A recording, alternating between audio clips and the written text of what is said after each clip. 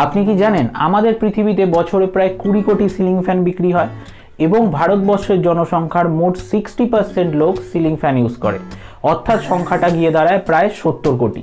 তবে আপনিও যদি এই সিলিং ফ্যান ব্যবহারকারী মানুষদের মধ্যে অন্যতম হয়ে থাকেন, আমার সাথে ভিডিওটা সম্পূর্ণভাবে স্কিপ না করে দেখতে থাকুন।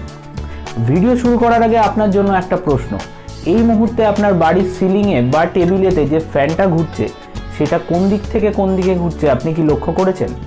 ঘড়ির কাঁটার দিকে নাকি ঘড়ির কাঁটার বিপরীতে? এখনই ভিডিওটা পজ করুন এবং কমেন্ট করে জানান পাখাটা কোন দিকে ঘুরছে।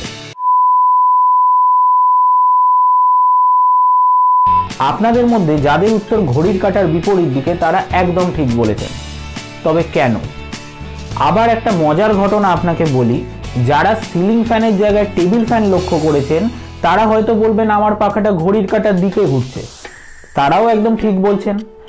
অর্থাৎ সিলিং ফ্যান হোক বা টেবিল ফ্যান হোক, দুটোই যখন ঘোরে এবং দুটোই যখন আমাদের হাওয়া দেওয়ার কাজে ব্যবহার করা হয়, তবে কেন তারা বিপরীত দিকে ঘুরছে? এই কারণেই ভিডিওটা করা। তবে আমাদের সাথে ভিডিওটা সম্পূর্ণ দেখতে থাকুন। আর ভিডিও শুরু করার আগে অবশ্যই বলবো, যারা আমাদের চ্যানেলে নতুন তারা অবশ্যই আমাকে সাপোর্ট করার জন্য এবং ভিডিওটা ভালো লাগলে চ্যানেলটিকে সাবস্ক্রাইব করুন এবং পাশে থাকা বেল আইকনটা ক্লিক করে অল নোটিফিকেশান অন করে দিন। তাতে আমার ভিডিওগুলোর নোটিফিকেশান সবার প্রথম আপনার কাছে যাবে। এবং বাংলায় দেখুন, বাংলাকে সাপোর্ট করুন। তো অবশ্যই সাবস্ক্রাইব করবেন এবং ভিডিও ভালো লাগলে অবশ্যই লাইক করে জানাবেন। তবে চলুন শুরু করা যাক। যে কোনো ফ্যানের থাকে দুটি পার্ট, এক নম্বর রোটর আর দ্বিতীয় স্টেটর। রোটর মানে যে অংশটি ঘোরে এবং স্টেটর মানে যে অংশটি স্টেবল থাকে বা স্থির থাকে। বেশিরভাগ ক্ষেত্রেই সিলিং ফ্যানের স্টেটরেতে থাকে ফ্যানের ব্লেড লাগানো এবং রোটর থাকে স্থির। তাই যেহেতু স্টেটরটি ঘুরতে থাকে, তাই ফ্যানের ব্লেডগুলিকে আমরা স্টেটরের সাথে অ্যান্টি ক্লকওয়াইজ ঘুরতে দেখি।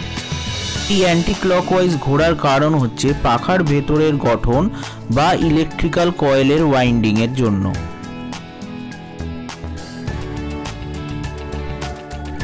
এর ঠিক উল্টোটা ঘটে টেবিল ফ্যানের ক্ষেত্রে। টেবিল ফ্যানের ক্ষেত্রে স্টেটর হচ্ছে নন রোটেটিং পার্ট, অর্থাৎ রোটরটা ঘোরে এবং স্টেটরটা স্থির থাকে। এই কারণেই টেবিল ফ্যান সিলিং ফ্যানের বিপরীত দিকে অর্থাৎ ক্লকওয়াইজ ঘোরে। এটিকে বোঝার জন্য একটি খুব সহজ উদাহরণ, যদি আপনাকে বলা হয় নাট বোল্টে নাটটাকে স্থির রেখে বোল্টটাকে ঘোরানোর কথা, তবে বোল্টটি অ্যান্টি ক্লকওয়াইজ ঘুরতে থাকে। কিন্তু যদি আমরা বোল্টটাকে স্থির রেখে নাটটাকে ঘোরাই, তবে নাটটা ক্লকওয়াইজ ঘুরতে থাকে। এটাই ঘটে এই ক্ষেত্রে। তবে কি আমরা কোনো সিলিং ফ্যানকে ঘড়ির কাঁটার দিকে ঘোরাতে পারবো না? উত্তরটা হ্যাঁ। এক্ষেত্রে বর্তমানে সুইচের মাধ্যমে পাখাকে দুদিকেই ঘোরানো সম্ভব এবং এর কিছু বিশেষ সুবিধাও আছে। গরমকালে আমরা ফ্যানকে অ্যান্টি ক্লকওয়াইজ ঘোরাই এবং শীতকালে ঘোরাই ক্লকওয়াইজ। এর কারণ, সিলিং ফ্যান অ্যান্টি ক্লকওয়াইজ বা ঘড়ির কাঁটার বিপরীতে ঘুরলে ঠান্ডা হাওয়া নিচের দিকে নামে এবং ডাইরেক্টলি শরীরে লাগে। এর ফলে সাধারণত গরমকালে ঠান্ডা বোধ হয়।